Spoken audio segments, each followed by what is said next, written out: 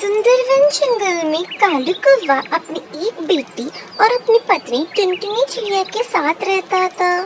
कालू कौवा लहंगे सीलने का काम करता और टुन्नी चिड़िया भी उसकी मदद करती थी। कालू कौवा जंगल में सबसे गरीब चिड़िया था। एक दिन टुन्नी की बेटी उसे यह कहती है कि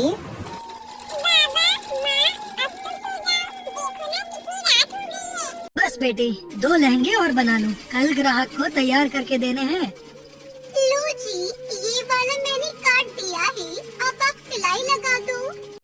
दोनों मियाँ बीवी इस तरह दिन रात मेहनत करते थे ताकि वो अपनी बेटी की अच्छी परवरिश कर सके। ऐसे ही समय बीता और सुनहरी चिड़िया बड़ी हो गई। रोज जब कालू कौवा घर लौट रहा था तो उसे देख जंगल के 2 पक्षी बातें करने लगे। अरे वो देखो, वो जा रहा है गरीब बेटी का बाप कालू कौवा। अरे आज चिड़िया की जगह एक चिड़ा पैदा किया होता तो कम से कम नौकरी करके घर बार तो देख लेता, लेकिन इसकी बदकिस्मती तो देखो, एक तो गरीब ऊपर से चिड़िया का बाप। भाई पता नहीं ये गरीब अपनी बेटी को दहेज भी कैसे दे पाएगा। शायद इसीलिए अभी तक इसकी बेटी के लिए कोई रिश्ता लेकर नहीं आया। मुझे तो इस पर बड़ा ही तरस आता है भैया। बेचारा कालू कौवा चुपचाप घर आ जाता है और कपड़े सिलने लगता है।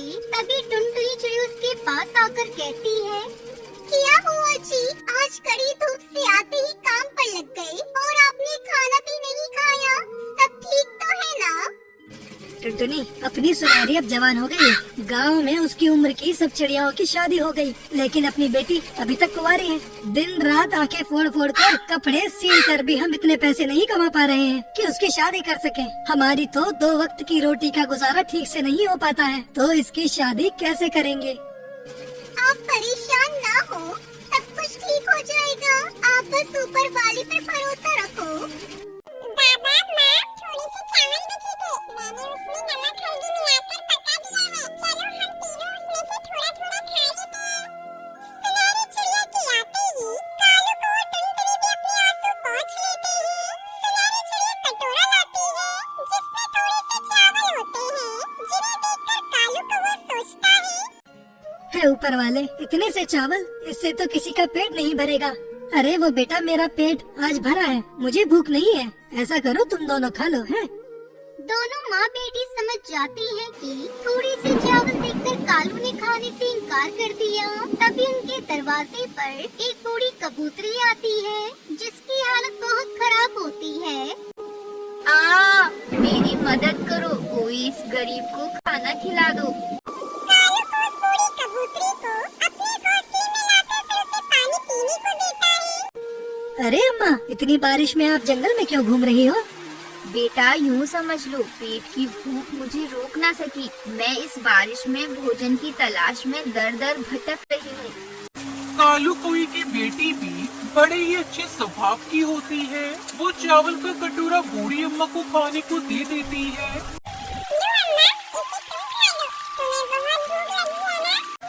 खुद के लिए घर में खाने को एक दाना नहीं और सारे चावल लाकर मुझे दे दिए। तुम्हारे जैसा नेक दिल परिवार तो कहीं नहीं होगा। इस जंगल में सभी पक्षी तुमसे अमीर हैं, लेकिन फिर भी उन सब ने मुझे खाना देने से इनकार कर दिया, मेरी मदद करने से इनकार कर दिया। बेटा, इतना कहते ही वो बूढ़ी कबूतरी एक सोनपरी में बदल जाती है।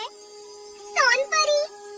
हाँ, मैं एक सोनपरी हूँ और मैंने सबकी परीक्षा लेने के लिए ही ये रूप धारण किया था, लेकिन इसका से अच्छा घर मुझे पूरे जंगल में कहीं नहीं मिला।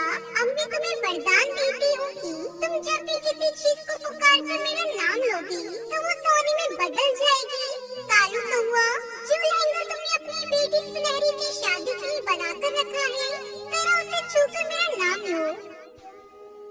कालू कौवा झट से बक्से में से सुनहरी के लिए बनाया हुआ लहंगा बाहर निकालता है और उसे छूकर सोनपरी कहता है।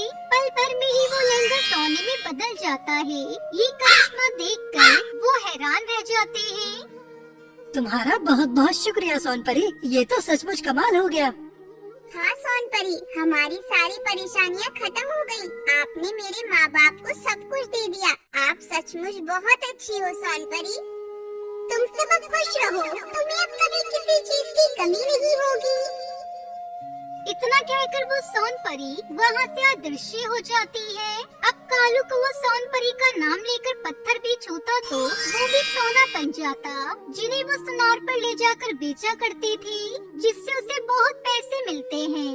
अब वो एक बड़ा सा घर बनाकर रहने लगते हैं, जिसमें सुख सुविधा की हर चीज होती है। अब वो जंगल में सबसे अमीर पक्षी बन जाते हैं। इसलिए कहते हैं दोस्तों, अच्छे कर्मों का अच्छा फल मिलता है हमेशा।